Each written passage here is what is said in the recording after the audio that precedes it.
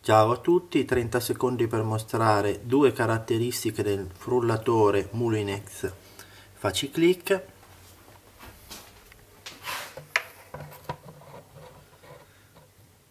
La prima che è estremamente facile montare il bicchiere sulla base, basta inserire e girare. Che è estremamente rumoroso.